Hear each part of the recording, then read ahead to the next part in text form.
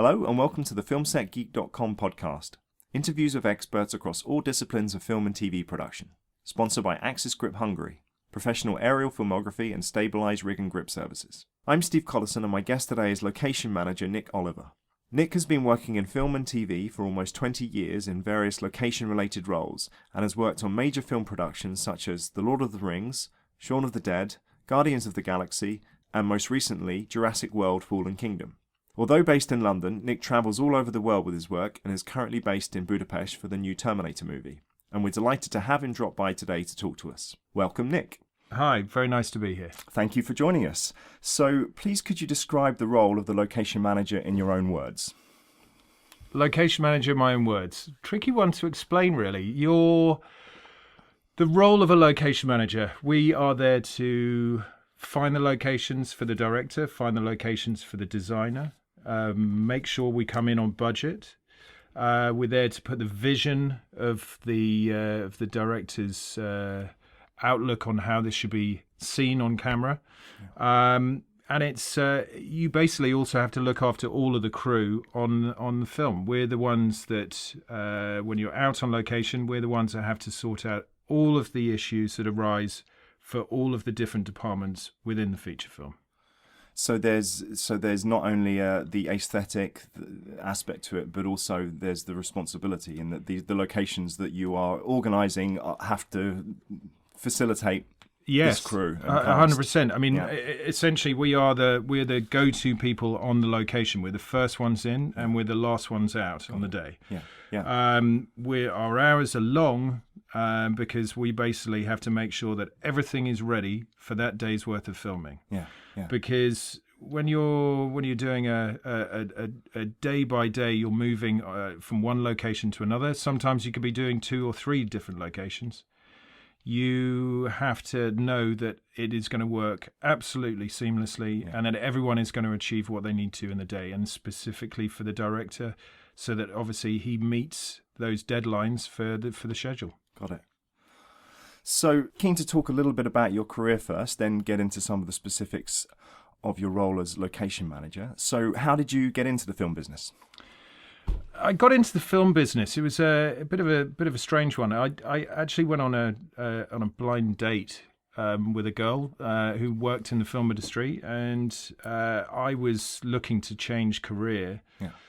And she sort of pointed me in the direction of the film industry, and I'd always been a keen fan in the film industry, and I'd been a keen film buff, and had been collecting huge amounts of DVDs when I was a kid. And it always intrigued me, and it always seemed such a magical world. And I think I just decided that I'd leave the job that I was in, and basically get into that. And she pointed me in the right direction. She gave me some contacts and said, give them a call and start off at the bottom. And I kind of was thinking, which bit of the film industry did I want to be in? And I just thought I've got such an interest in architecture and interesting in landscapes. And I mean, it seemed natural to go into locations. So literally that led me to my first ever job, which we'll go into in a little bit. But it was I ended up in New Zealand. Okay. So I was actually going to take a couple of years off and sort of travel the world and find my feet and see where I ended up. But weirdly, I ended up in the film industry and ended up starting in New Zealand.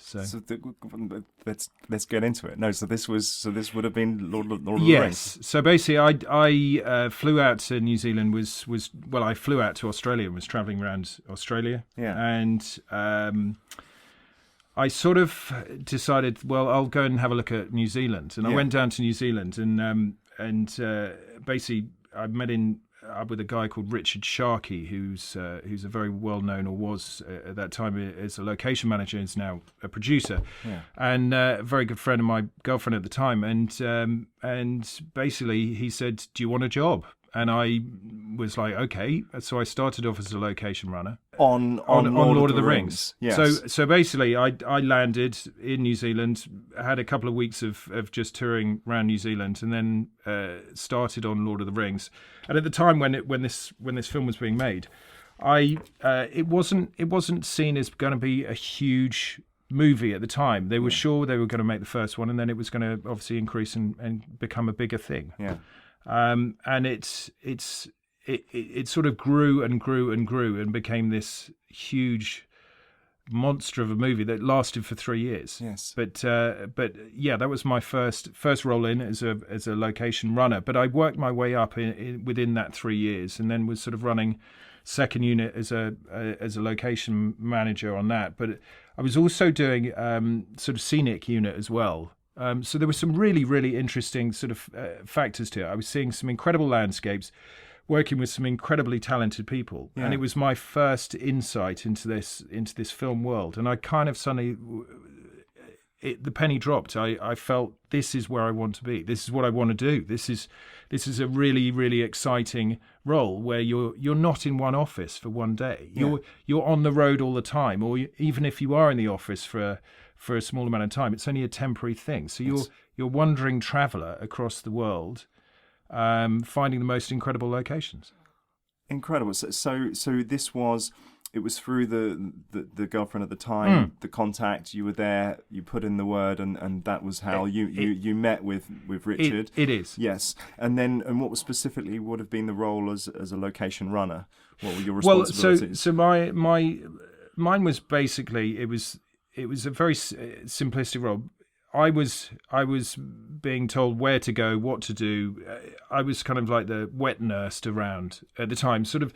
So I would turn up on a location, and if things needed to be sorted out, or you needed to put bits of equipment out in the right place, and you needed to get things for the ADs. So it was basically starting off understanding how each department works. Got it. Yeah. And in a way, it's a great thing because you understand how the transport department works. You understand how the ADs work. You understand what requirements camera needs. Yes. So you're kind of getting a really good overall sort of feeling as to how each department runs, what needs and requirements they have. And it's fascinating because you get to talk to all of those departments, and you become really good friends with all of those different people. You make enemies as well, but you also make some really great friends as well. And there would have been multiple location runners. So there was a huge team of us. I mean, we basically had 3 or 4 different units running at the same time, and each unit was probably around about 300 to 400 people per unit, and they were dotted around all over the whole of the country. Yeah. Sorry, how many units at any one time? There was about 3 or 4 units. Wow. And they were running multiple locations. The principal unit, which would have been we had main unit, and, second unit. We had a scenic unit. We had a stunt unit. Got it. The beauty of it is Peter Jackson was flying all over the place, all over the whole of the North Island, the South Island. Yes. Was picking up a lot of sort of small segments of the movie, but was also being sent, all this data was literally coming back to him every night, and he would go through all of that information. Yeah. And it was amazing because he never really ever left set. He ate at his director's chair when we're out on location, and pretty much was watching rushes from another bit of the country. And the satellite links of the amount of data that must have been flying around was incredible. But everyone became like a very close family on that movie. Yeah. It was when you're with people for 2 or 3 years, you see relationships break up. You see people. Some people sort of had children during that period of time. Yeah. People's relationships with other crew members, and it was an amazing group of people. When you're on a film for that length of time, you make such great friends with people. So everyone became like a really an extended family. It was amazing. Yes. It was an incredible experience. And New Zealand's an amazing country, and every single time you go round a corner on a road, you just see the next most beautiful location, and all you want to do is just take photographs every corner. So a magical experience to come into this film industry, it has to be said. It's astonishing. So that journey from location runner, marshal, up to second unit location manager. So by the sounds of it, what was key to that was your just dedication, just thinking out of the box, thinking ahead of the game, just being everywhere and just going for it. I tell you what it is you've got to have a want to be able to achieve, and I would say, thinking ahead. Yeah. You have to think ahead. You have to think of every single problem that could possibly come up on that day, and know that you can solve it and fix it. Now, we're all human. We don't get things right every single time, but often the case is you have to get the fundamentals and the basics, and you can only learn that by experience and time of working in the film industry for that role. You have to. It's work in progress. The more knowledgeable you become as you go along, the less mistakes you make. But the aim of the game is that less mistakes you make, the more employment you get. So, but touch wood, it does happen. You can't stop it from happening. Things sometimes become out of your hands, and sometimes you succeed and sometimes you don't. But most of the time, it's succeed, I hope.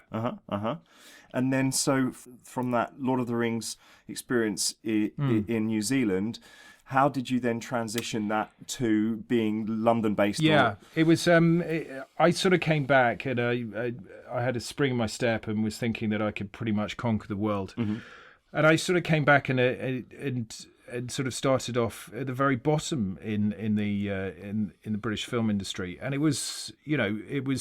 I'd had a magical experience to start in the film industry, and I think that had really sort of helped me a lot. I felt very proud of working in New Zealand, and then sort of coming back, and then I did a film called Bridget Jones's Diary, which was the first film I'd ever done in central London, and it was an incredible experience. And also, the industry in London is quite at the time was very, very cliquey. I think everyone it was a much more who you knew rather than what you knew. And I think it was a learning curve.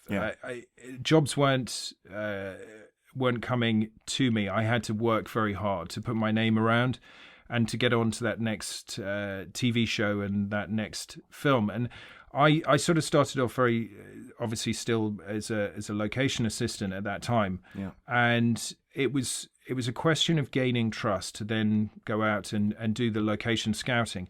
And I kind of found myself in a niche in the fact that I didn't particularly enjoy being on the actual film set.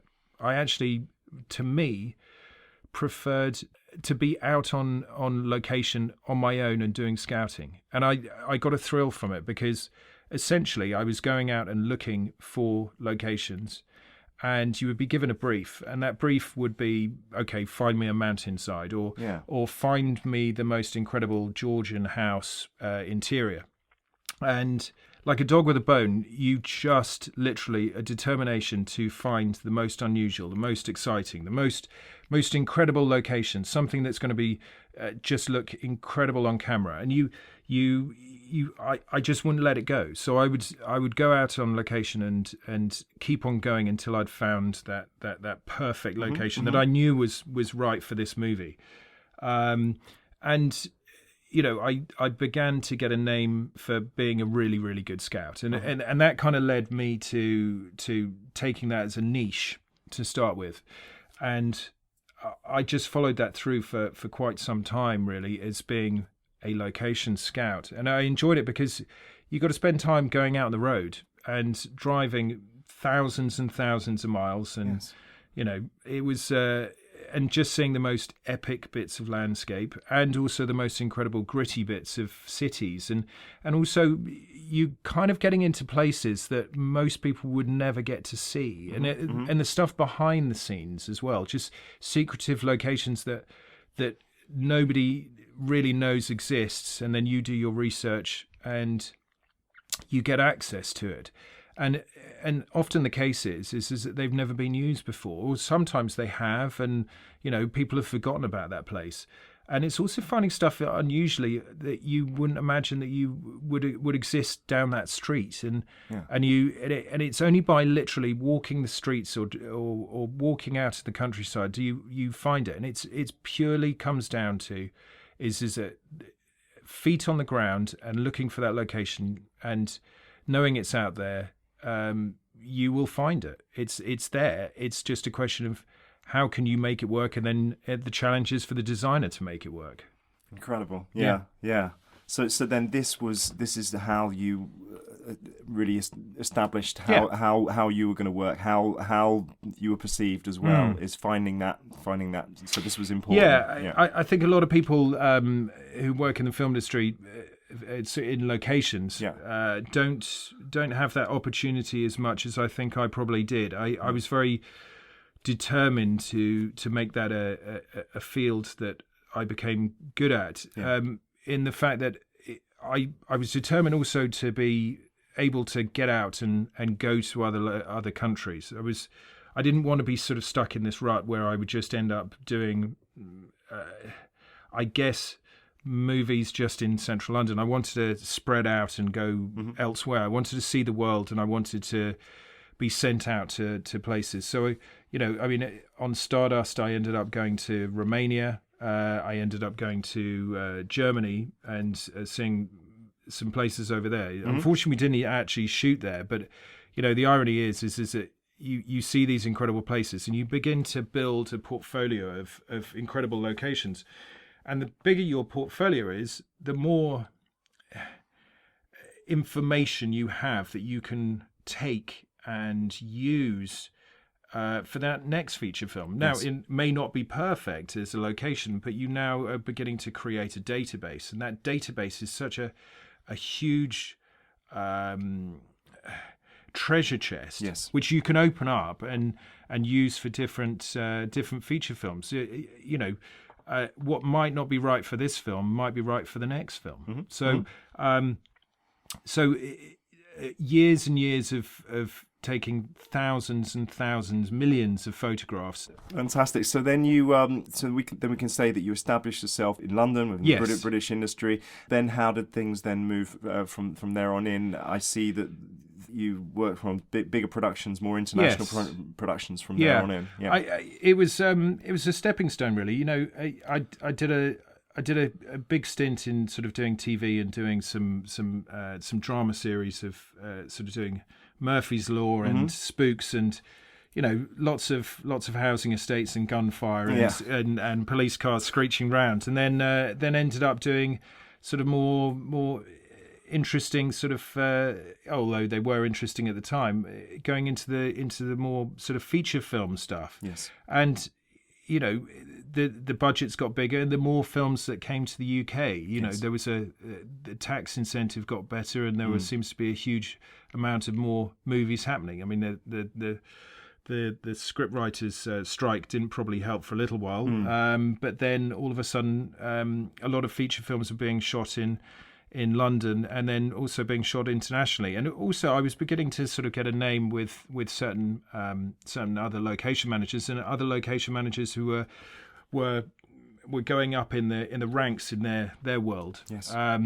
So we were all sort of progressing, and I think I sort of ended up with a really fabulous teachers as such, mentors. I had a Emma Pill, who's a location manager who's done a number of Bond movies as well, and I sort of worked with her, and Adam Richards, who's also a location manager, who's an incredible location manager and does a huge amount for done a lot of period dramas and period feature films that are just incredible. And I learned so much from both of them, and the teams that we worked with together, and we all sort of have come up through the ranks. There's a group of us which sort of under Emma's wing have now all sort of spread their wings and now gone off and doing their own thing, and all either supervising location managers or are taking the role of production manager, which is the next stepping stone really in the course of doing from supervising location manager and going into production managing.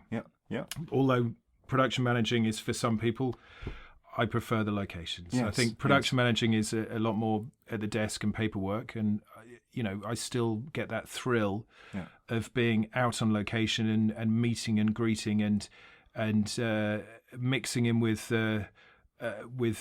both public and with location owners that you literally would never normally get to meet in life, and some incredible people from both government to military to Just people that own houses who've lived in these places for years and years and years, and stately homes and owners of castles. It's a really weird sort of strange thing. You could be looking for a block of flats in London, and then the next moment you could be looking for the most incredible castle in the Scottish hills. Yeah.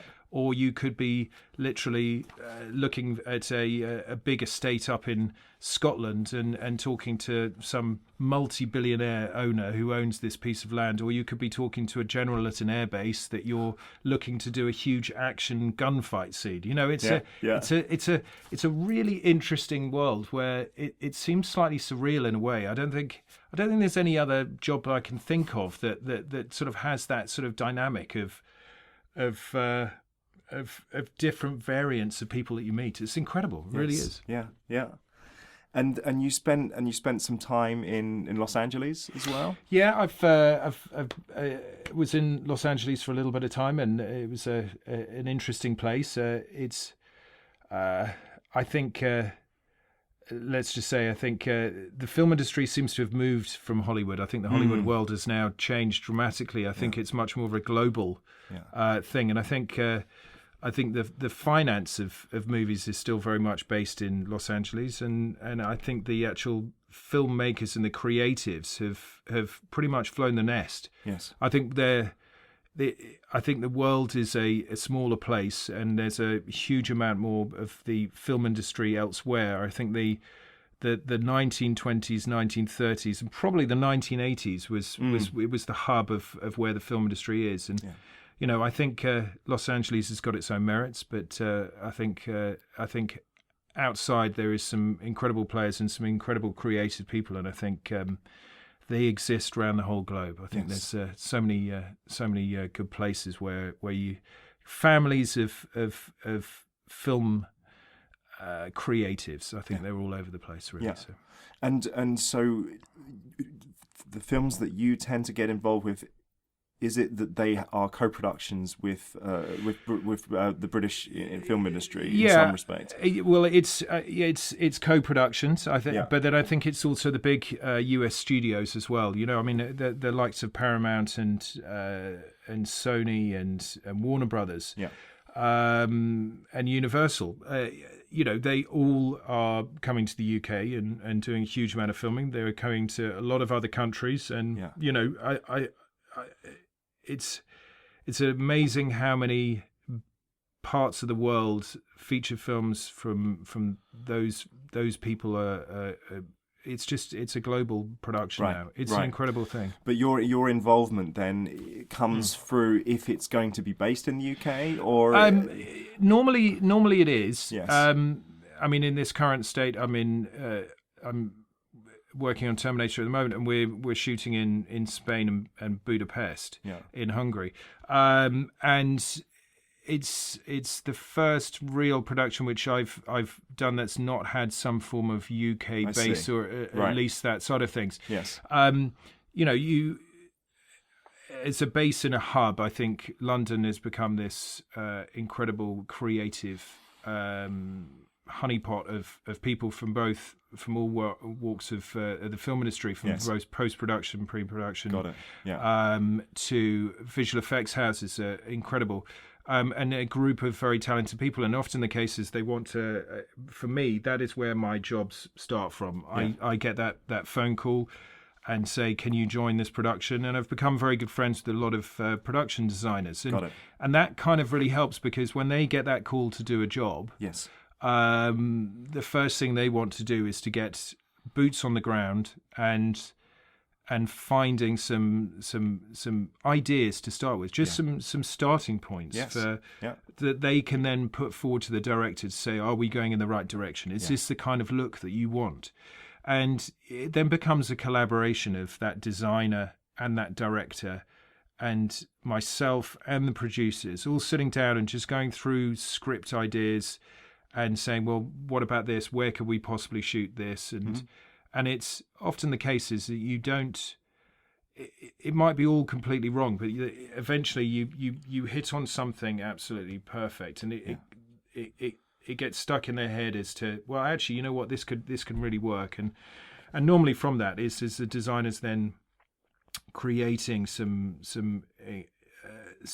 concept ideas based on what you've found as a location. Yes. And then putting that forward to the director. So, your first port of call to get a job is often the case as a production designer. Mm-hmm. They're the ones that call you first up. Got it. So let's get into that then. Actually, no. Before I do, one quick question. Of course. Is what is it about the film, the world of film, that you enjoy the most?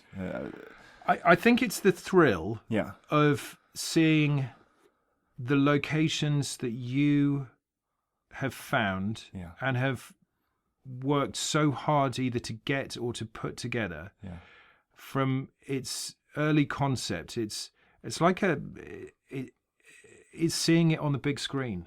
It's seeing it on that huge screen, and the audience is literally either being wowed or not just wowed, that they are going into a magical world where you become so enveloped in the movie that it feels real, and it feels like you're sucked into a different world, and that 2 hours of you sitting in that cinema is often the case is, and hopefully if it's a good movie, sometimes the bad ones also, I have some very incredible locations that I'm extremely proud of, and I think it's seeing it on camera and seeing that vision created not only for how you saw it, but also for how the designer and for the director. And it's also being able to say that you've got something down in history for the rest of time, and your name is up there, and it will never disappear from that film. Often the case is, hopefully it's a good movie rather than a bad one. Often the case is, sometimes you want those credits never to be on there, but it's seeing it, those magical moments of and I think it's also seeing the trailer as well for the movie before it even comes out, and going, that's made the trailer, and people are getting excited about that movie coming up, and going, that's me. That's the location that I found. I think it's an incredible moment. It really is. People get thrilled about different things in life, and I think that's what really sets me off and keeps me going in this industry. Is that you've got to be proud of finding it and creating this environment for people to film in, but also and to make it comfortable. But it's seeing it on camera. Incredible. It's amazing. Yes. Yeah. Great. So then let's get into the specifics of the role. So then at what point do you typically get involved with a production? So I normally get involved literally. I normally get sent a script first off. I will get a phone call. Often the cases it's done on the basis of what you've done in the past. Mm-hmm. It's very easy these days to be able for people to see what you've done, and it's often the case is that it's who you know and who you've worked with in the past. It's a very small group of people that will then talk amongst each other, and then location managers all talk to each other, and they get tips as to what's coming up next, and you should put your name into the hat for this project, and the director or the designer, and often the case is that they've filmed before in a certain country, and somebody who's in that country, and you can put a word in and get that job. And I think it's often the case is it's designers as well. If you've got a great rapport and they feel comfortable with you, and that you're going to work at the same pace that they work at, and have the same enthusiasm and the same want to achieve, and the excitement of the project, it becomes a real collaborative feeling to it. And I think that's where it starts off. I get that first call either from a production designer, or it could be a production manager, and then I have a read of the script, and often the case is I'll then sit down with the production designer, go through some ideas. I'll do a huge amount of research as well. Research is often the case is these days, the comfortability of being able to sit on a sofa with your laptop and literally go on Google and do some research. But it's also going back to the old-fashioned way of doing things as well. It's books and research, and I have a huge collection of research books of anything. If you're looking for a stately home, often a charity shop that it's got an incredible old collection of books is picking up books that you wouldn't imagine ever reading, and suddenly finding pictures or articles about buildings that used to be there, and doing research. Sometimes you find locations have disappeared or not available anymore, or they've been demolished, or and it's also landscapes as well. It's getting a geographical understanding, and the beauty. I mean, Google Earth is an incredible tool in today's world, but I think the internet plays a huge role, and once you've done that research, and I sometimes research for months and months and months on some films, and literally never leave the office. And other times I'm on the road and looking for locations as well. There's a real mixed bag. You use as many tools as possible in order to find that key location for that production designer. And then it's just a question of going through the script and breaking it down and working out what locations can we achieve, and sensibly grouping them so that you don't end up with a location in one country and another location in another country. What you have to do is you have to understand, what are my parameters? Where can I where how far can I travel? Often the case is let's say, for instance, if you're in your studio base is in a city, you've got to understand that logistics of travelling 7 hours to get to a location up the side of a mountain is never going to work. When your production base is in a city. So what you've got to think about is, how can I achieve the best locations? And this is where you get involved with producers and production managers, is that they're always at you and literally tapping you on the shoulder going, well, is it going to be a budget issue? Are we going to have to travel? Are we going to lose a day of filming in order to achieve our goals, to find that location? Is that location that important? And is it something that we can cheat and shoot somewhere closer? So there's you kind of have to do a real kind of balancing act. The designer wants everything. The director wants everything. The producers want everything, but the producers want you to do it within the budget and within the constraints of whichever area and country. But often the case is, and this is what's so lovely, is if you get a production designer who's literally passionate that they want to go that distance, and that it's key to this piece of the film, and it's that stepping stone of keeping it that magical feel to the movie and sucking people into that world, is that they will fight to go that distance. And sometimes it's taken out of your hands. You're not the one that's got to make that fight. They've got to present as to the reason why, and sometimes it works, and at other times it doesn't. And then you have to then go back and be even more creative by finding that location that's close to your production base. And often the case, that's a great thing, because it's such a lovely challenge then to find a location that either matches the one that you found far away, or there's some way that the production designer can then step in and really transform it to make it as good as it can be. So it's a real collaborative thing between and a fine line of balancing, really. I think producers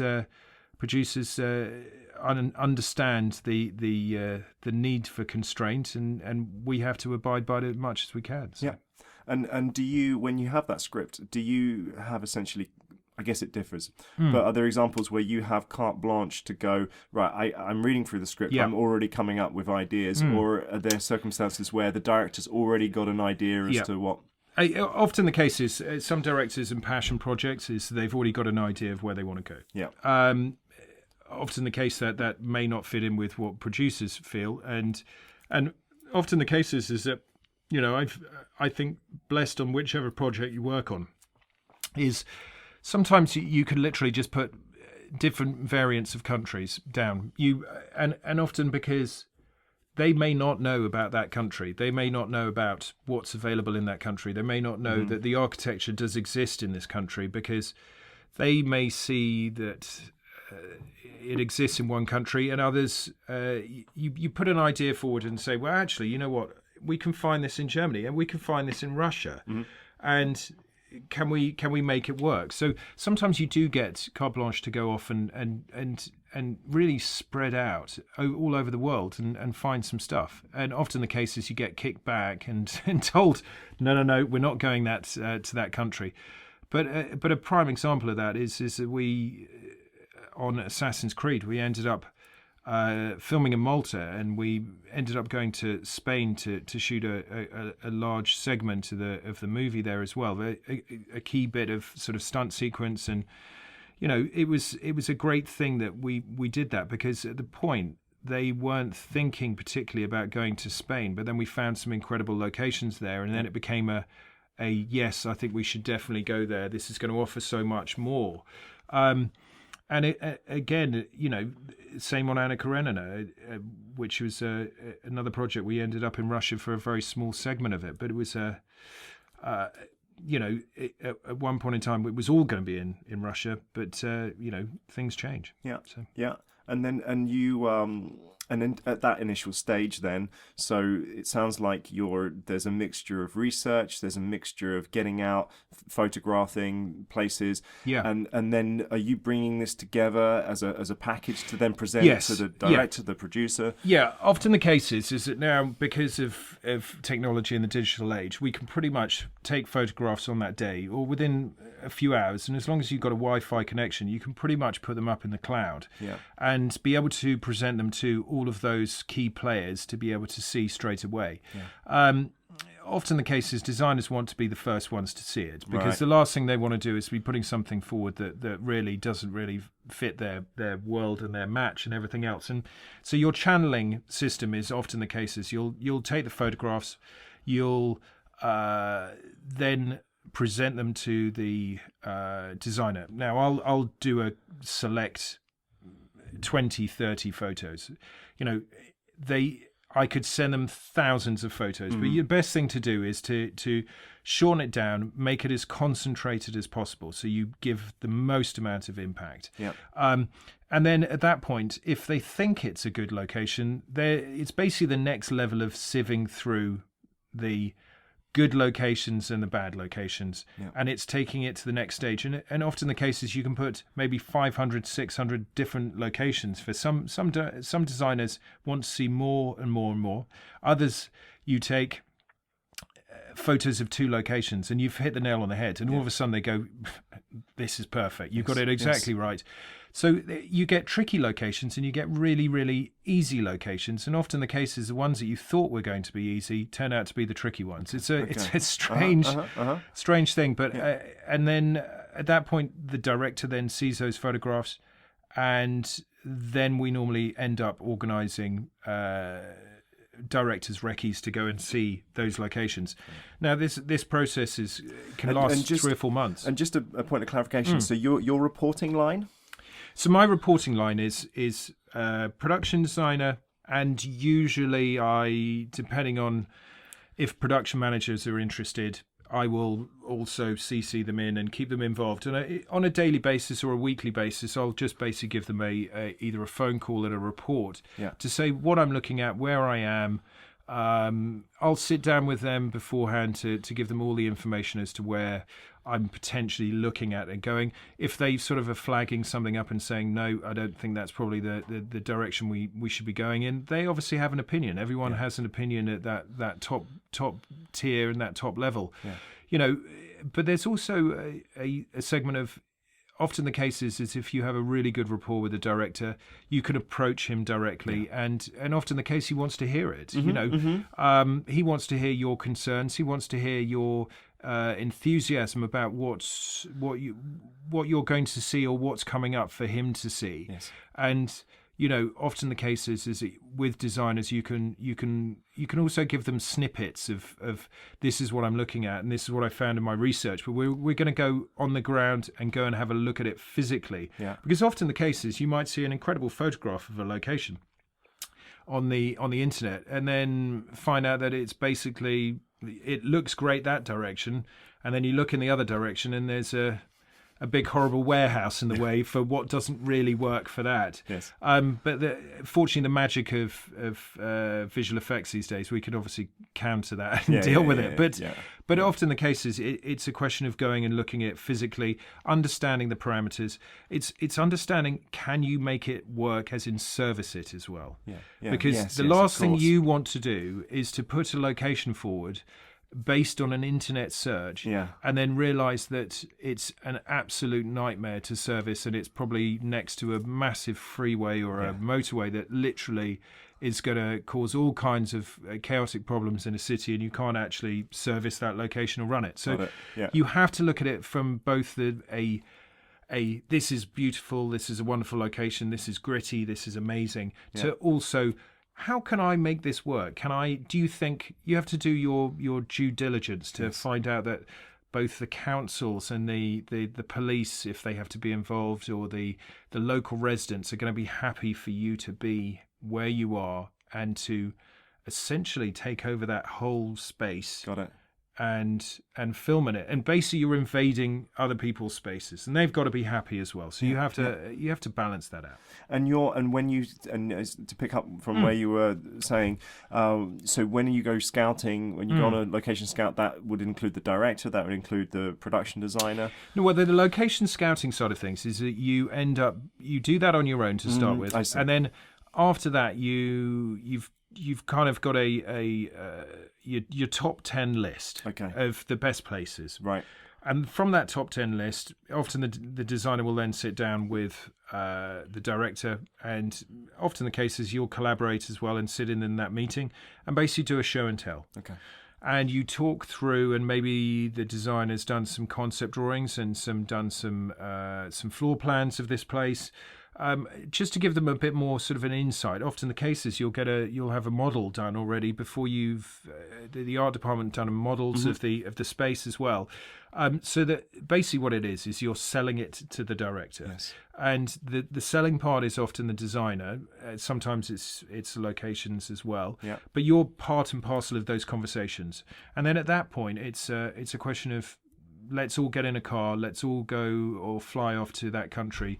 And we all go together. That's producers, that's production manager, that's designer, that's often the director of photography as well, who has a huge say in it as well. Yeah. And we all sort of go as a group of people. So you're in that early concept, early starting point, and it's really this is when you really start to engage and work together as a collaborative team. Yes. And creating that vision, and that's often the really exciting time, because that's the time that they gain your trust. You trust them as to have an understanding as to what you're putting forward, and this is the really great time, because you are now going to see stuff, and now the director's coming in and literally going, wow, this is great. This fits in perfectly with what I imagined in the script. The designer's happy, but sometimes you can go along to locations and then you get total silence.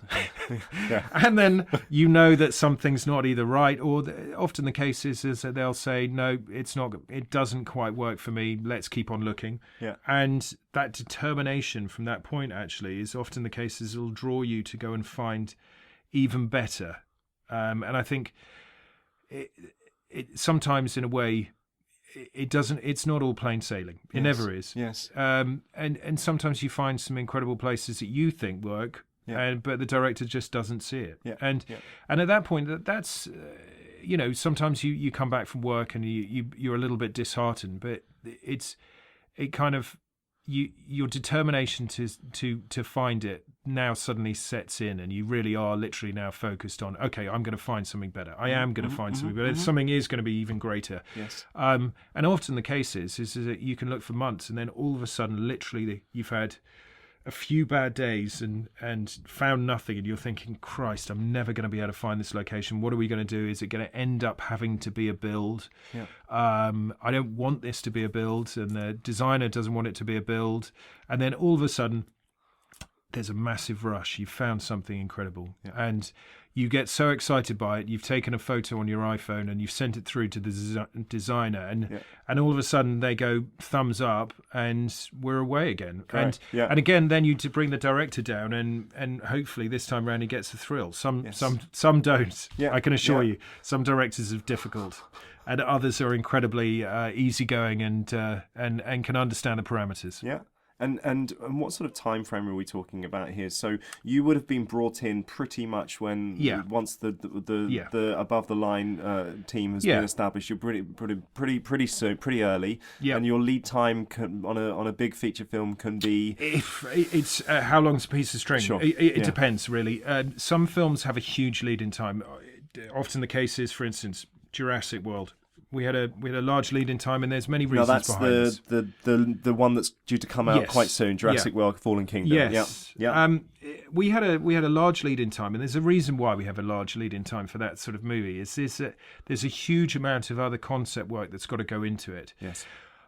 Huge amount of involvement with visual effects, and it's a huge project with you have to get it perfect. Yes. It's a franchise which is from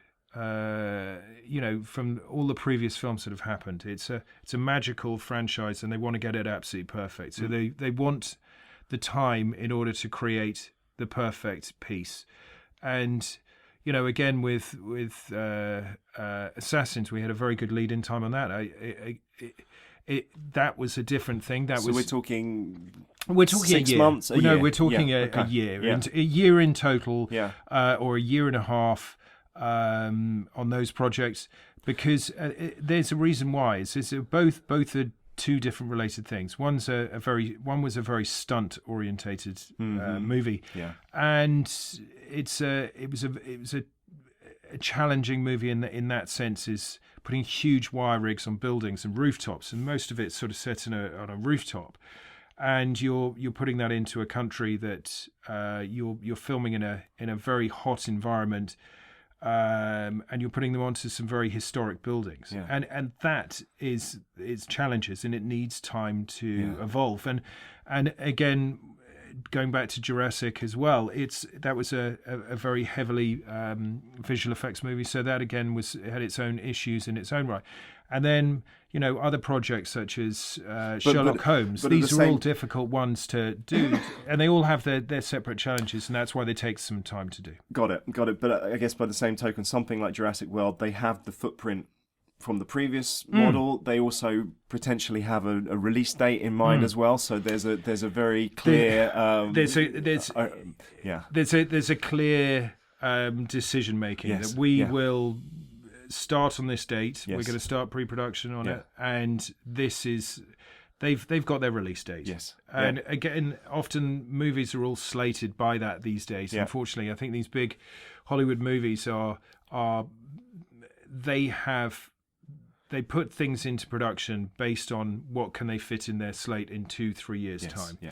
And it's some projects get a good lead in time and others don't. Some of the small, more independent movies have very, very short lead in times. Yes. And those are the challenging ones. And often the case is they're the most exciting ones. Working Title who did Anna Karenina, and for instance, Made in Dagenham as well. That was a beautiful, sweet, lovely movie, and a great story, and Bob Hoskins in it as well, which is fantastic.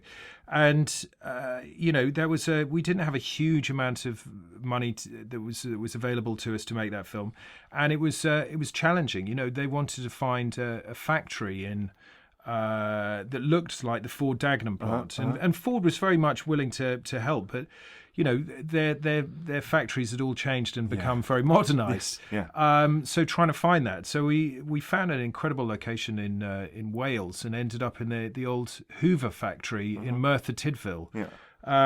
Which looked a spitting image for the original Dagenham Ford plant. And inside we put in the car panels, and instead of Hoover parts, we put all the stuff on the production line, and it looked sensational. And there wasn't a huge amount of money, and there wasn't a huge amount of lead-in time for that movie, and it's a bit of a scramble, and you have to negotiate rates, and things become a little tougher when you don't have the finances behind you in order to be able to do things. But you muddle away and you find a way to do it, and it often is that passion projects become the really thrilling and exciting ones because they're the challenge to persuade people that to let you use those locations.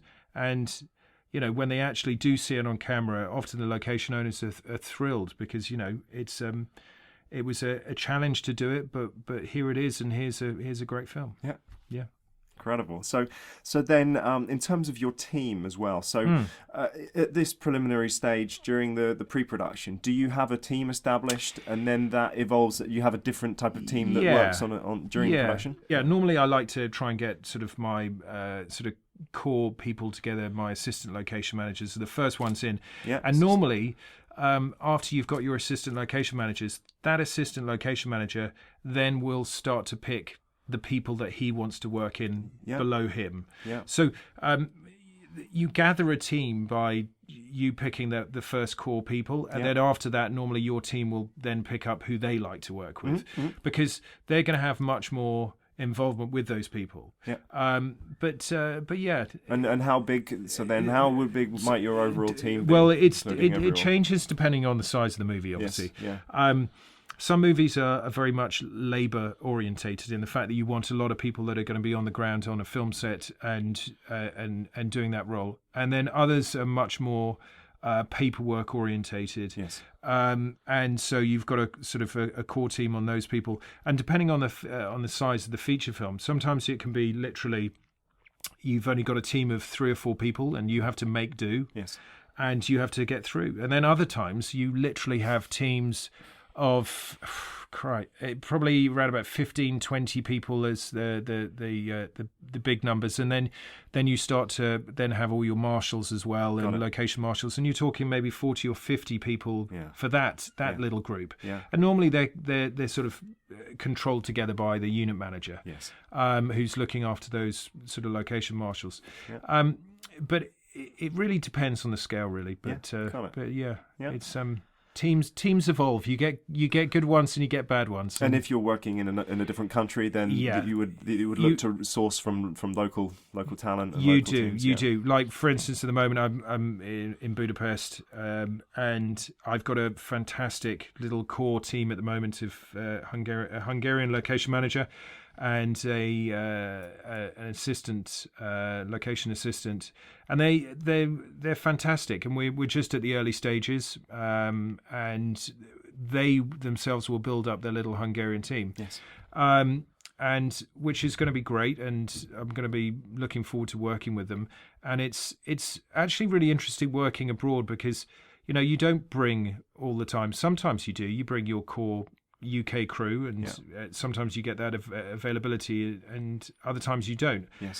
But you also have to, when you're abroad, you have to use that local talent. You also have to have a trust with them. And as long as you've got a trust with them and they trust you, and it's that trust level that we're all working together for the good of this film. And it's exciting. Sometimes it happens and you get a really good team that you just gel with, and other times you don't. Yeah.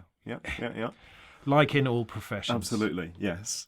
So then we talked a little bit about it already, but in terms of that portfolio of locations, so perhaps you could tell us a little bit about that. So it sounds like you have already a very large established database throughout your career, and you can join all those dots in your head as to what might pop up as ideas. But then on an ongoing basis, it sounds like you're also trying to find. You're always on the lookout and always needing to look for new places. Constantly on the look. It's incredible how many things that even out of work, and when you're not working, which in my case I seem to be working pretty much all the time, is all it takes is literally to walk down a street that you haven't walked down before, and just looking at the architecture and the buildings, and often the case is people just look at pavements. They don't actually look at the bigger picture and look above and see what's above. You often the cases you look at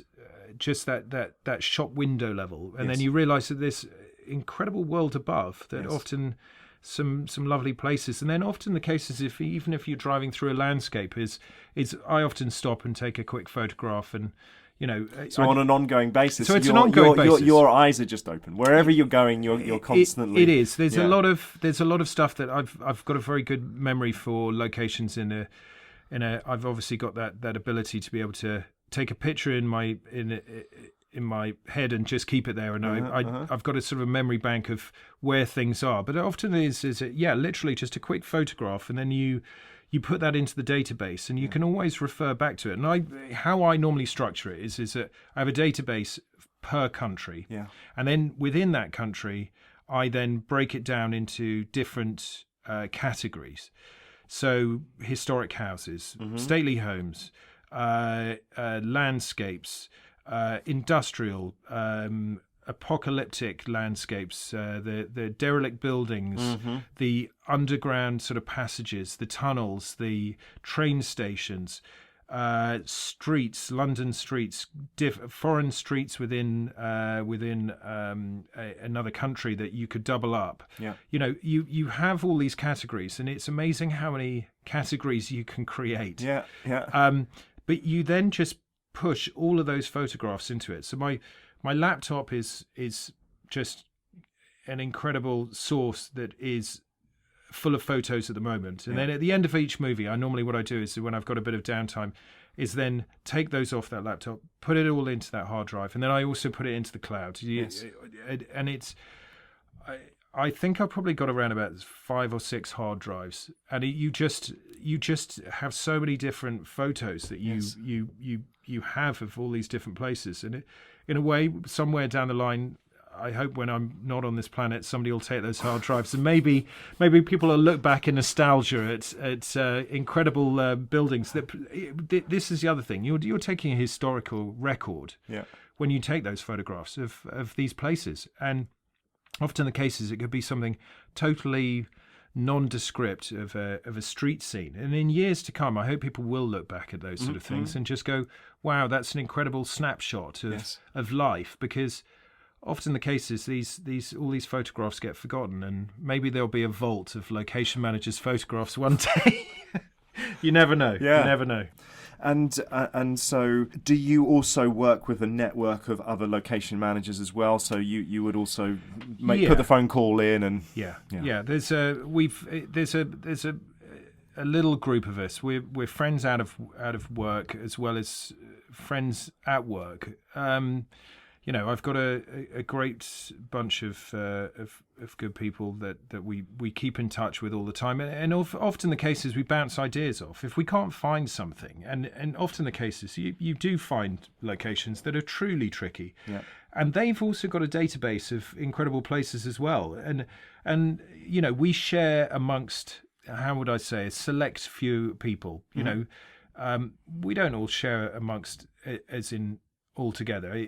I think everyone has their little key magical locations that they don't want to allow to anybody else. Sure. That's the only time you want to be able to show that one is to the designer, and you try and keep those ones close to your chest. But I would say most of the time, there's probably 6 or 7 of us. We all sort of speak to each other from time to time and keep tabs on each other, and we're all in different countries, and it's really fascinating because friends who sort of travel to Mexico and were filming Spectre and sending incredible images from on that Bond movie, and what they managed to achieve and shut down in Mexico is astounding. For a helicopter doing a 360 loop above thousands and thousands of Mexicans all in the Day of the Dead.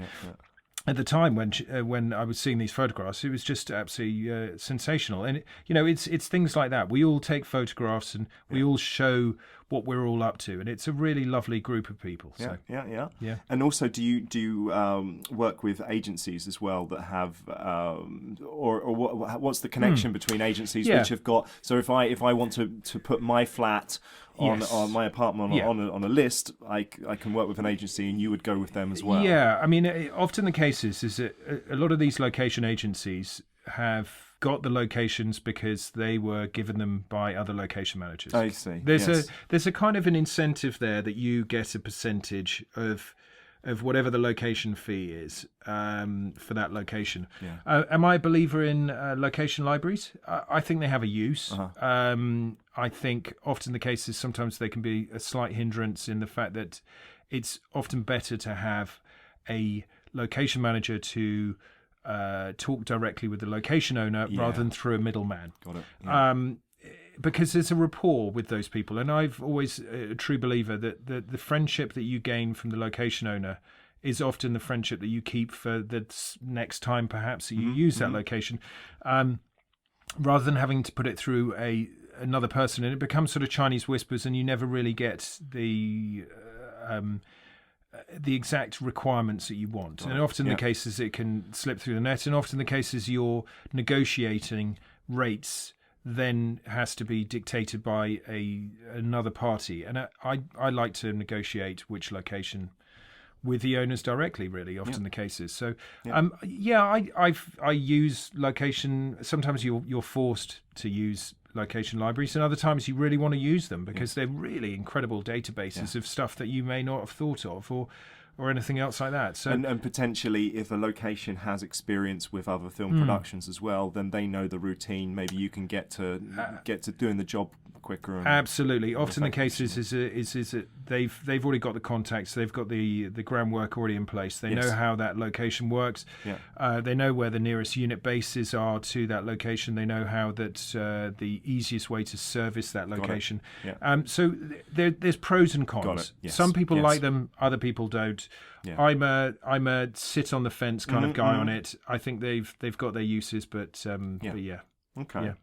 And then if we get into a little bit of the operational role, so in terms of, we've already mentioned before, sometimes it's going to be a set location. So how if it is the set, if it's Shepperton Studios, if it's Pinewood, do you still have a role as a location manager? It depends which country you're in, really. There's, for instance, in the Hungarian system here is that you don't have a particular role once they're in the stages and in the studios, whereas in the UK system we still very much have a role in the fact that we're still servicing the location.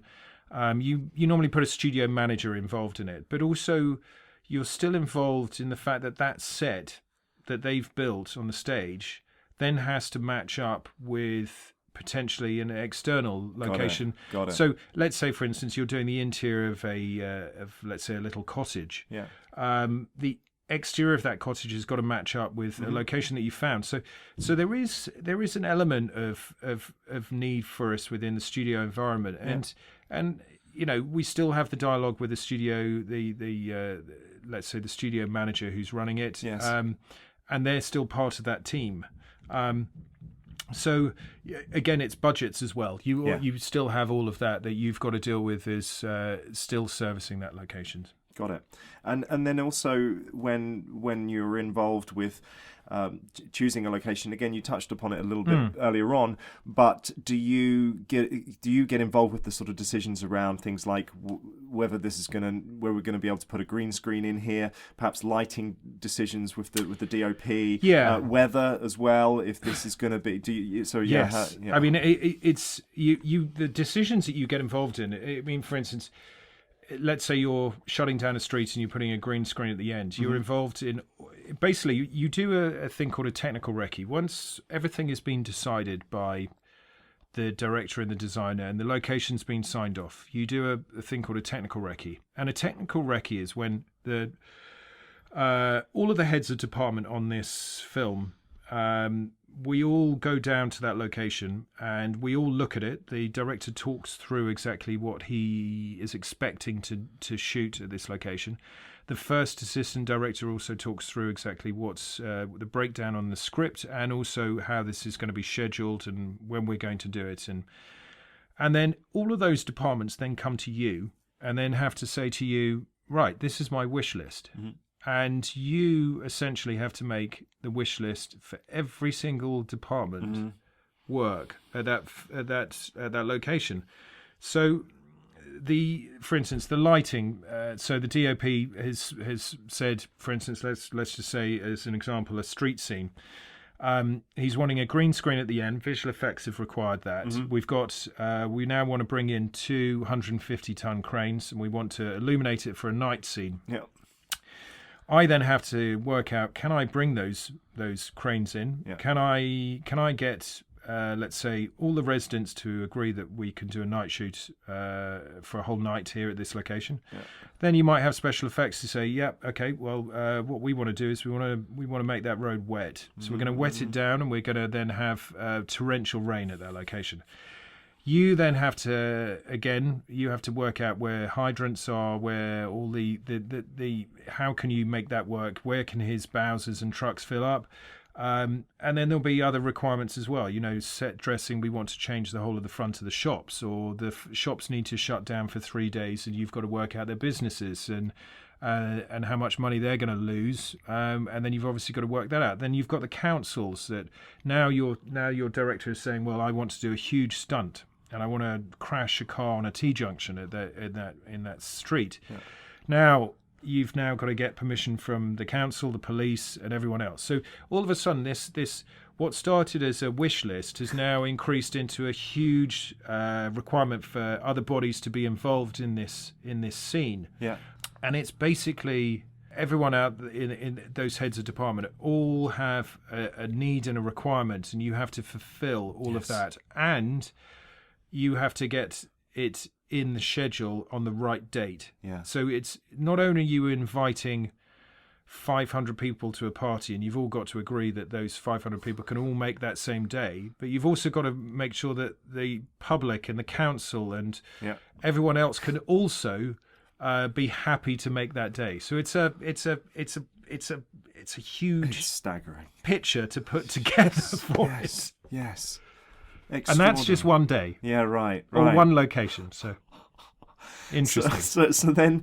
So then once production started, what is your day-to-day role? So are you you got to be there the first thing in the morning and the last person at night? How does it work on a day-to-day? Day-to-day. So during the prep period, obviously we're out of the office quite a lot. We're on location looking for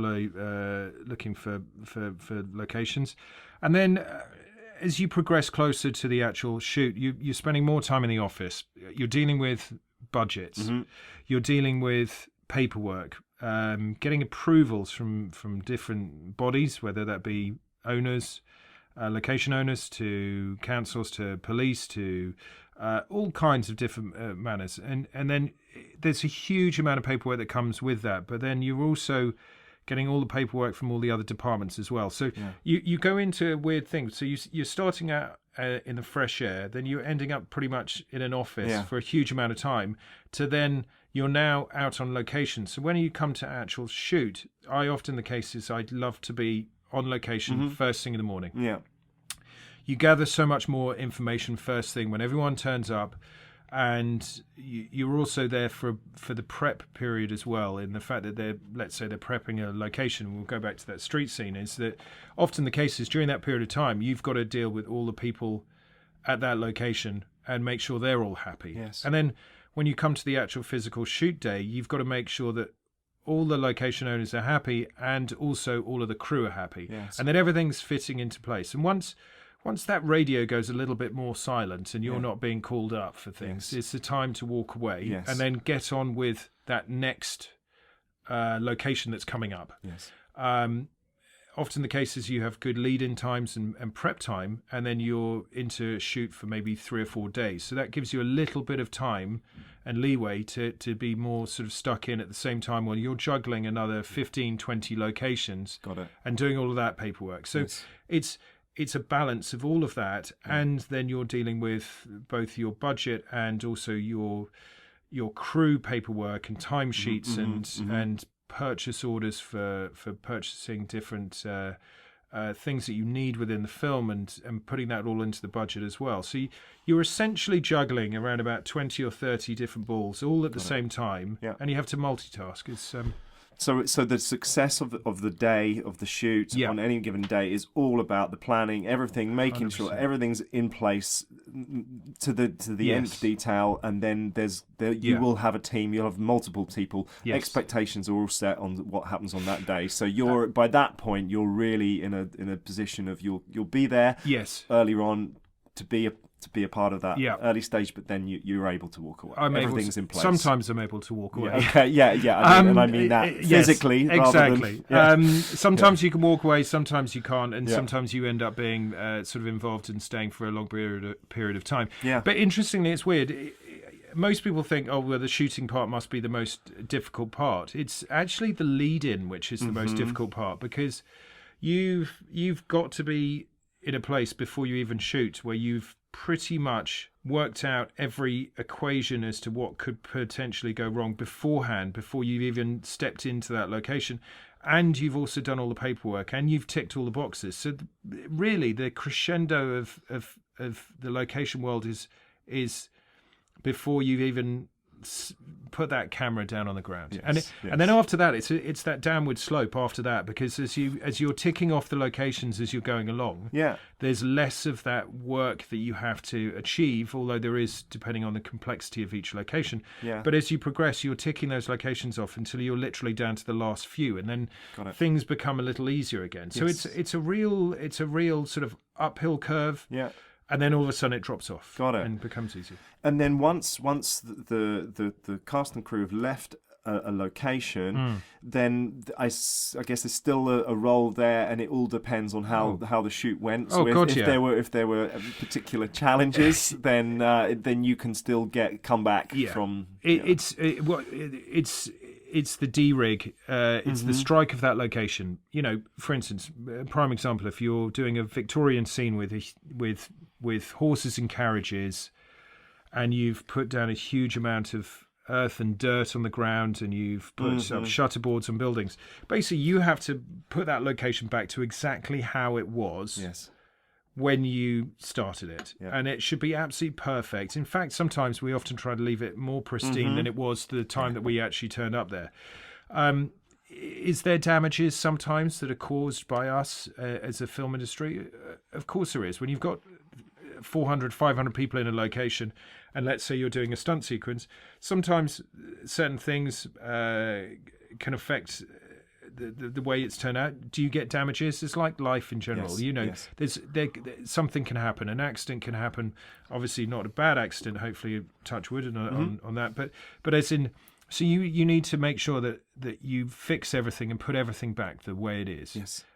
And if you do that correctly and you plan it right and you've done it correctly and you walk away and the location owner turns around to you and says, "We look forward to seeing you again," then you've done it right. There you go. Exactly. Yeah. If they're kicking you out the door and saying, "Don't ever burden us again," then you know you haven't done your job properly. Yeah. And reshoots, is there often a need, or there can be a need to go back to that place? I've had a few sort of moments like that where reshoots have happened, and in actual fact, a prime example was Bridget Jones' story, where we had to do the end sequence at the Bank of England outside on Cornhill. For those back in the early 2000s who probably remember that movie, and we had to cover it in snow the first time round. It's a snow sequence. It's a snow scene. Right. So Snow Business came in and then covered it in snow, and we pretty much blocked the drains the first time round with all the snow, the material that it's like a paper stuff, and ended up blocking the drains, which the City of London wasn't particularly too happy about. So when we turned around and said we're doing it again, you can imagine there wasn't particularly a great feeling about it. But I think probably by the time that we came round to the third time to do it, I think they were pretty much pretty furious about it. But you do get moments like that, which is an interesting one. But often the case is, doing reshoots. Reshoots are additional photography because you've done it before and you've got all the information, so it's a lot easier to go around the second time round. Yes. The first one, you're finding out all the information, finding the pros and cons. The second time round is often a smoother operation. Yes. And if I look at, for example, Guardians of the Galaxy, which you worked on as a location scout, how does something like that, which is purely set in. Yeah. And there was some set on Earth, but largely it was in the fantastical. Yes. How would your role I know, differ versus something like Bridget Jones's Diary? In that? It's very weird because Guardians of the Galaxy was one of those strange projects that you're thinking, well, what the hell is a location? Most of it's set in space. What are you doing? Yeah. What is a location manager doing? Yeah. Well, mostly it was visual effects requirements, actually. They needed elements of different buildings, and they needed it from a realistic world that they could then put into the actual this fantastical world. So, we were looking at futuristic buildings, not just in London, but we were also looking at places such as Valencia, and then we were looking in Kazakhstan, for instance. They've got some extraordinary buildings, and we looked all over the place really at different elements of architecture, and then we were sort of sent out to go and look at those and come up with just futuristic elements, and then we would use part of those, and then either film in them, or they would literally just go and LiDAR scan them, and then the rest of it would be all done on green screen. With a couple of forefront pieces put in place. So that's kind of how it worked, which is a very surreal way of doing it, because we were sort of sitting in production meetings, and most of it was all sort of previs and concept pictures, and then there was these lowly photographs of just futuristic elements on the wall that we had done. So it was like fitting together a jigsaw, and we were just those little small pieces that, to most people in the film would probably just think it's just all visual effects, but there were some real bits in there actually. Yeah, interesting. But yes, a complete difference to, let's say, Bridget Jones's Diary or to Jane Eyre or anything else like that, where there's such realism. Yes, and you're really trying to that's in a way is a totally different beast, because you're doing the whole location. And you have to dress that whole location, and you have to do it 360 degrees, because whatever way the camera's looking, you have to portray that period of that movie, whether it be contemporary or to a period piece. It's a really interesting one. Extraordinary. So then, just a couple more questions. As something of an epilogue, do you have any advice to anyone who wants to become a location manager? Yeah, it's called work extremely hard. Start off from the beginning. You got to start from you. I know that sounds just simplistic terms, but basically, you don't need to have a film accreditation. You don't need to have gone and studied media. What you need to have is an ability to be good with people. You have to be willing to challenge yourself and take that extra step and go the hours, and a determination to succeed. And you just have to start at the bottom. It's the best way to learn, and it's the best way to improve is I took a step back. I basically my background before was architecture. I studied architecture, and then I went into a estate agency, and it was a job that I didn't really like or want to do. And then I came into the film industry, and then it kind of, for me, is having started at the bottom with complete no knowledge whatsoever of how the workings, the inner workings of that engine that is a film, is start down there and just talk to people and find out and be enthusiastic about what part of each department and how does it work, and talk through. And if you don't understand, ask them. Everyone's friendly, and everyone really wants to sort of give their advice about different things, and you pick up good things and bad things, and that's where the core of it is. And you just have to have a determination to be able to succeed, and you just have to keep on beating that drum until you get to where you want to. Great, thank you. That's greatly appreciated. So then, one cheeky final question. So currently you're working on the James Cameron-produced Terminator, upcoming Terminator film. What next? Is there anything in the pipeline for after that?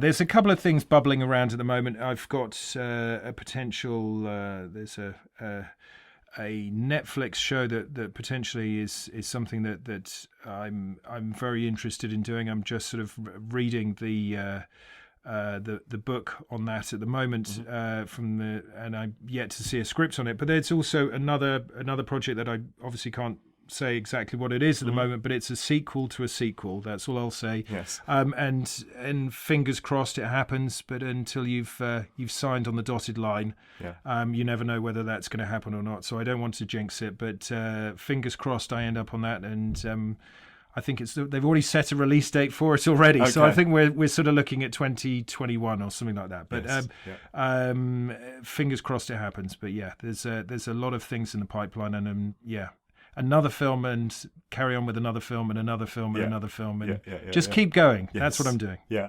So it's been absolutely terrific to have you on the podcast today. So thank you very much indeed for joining us. Thank you so much for having me here. I've been Steve Collison here with Nick Oliver on the FilmSetGeek.com podcast. Thanks for listening, and goodbye.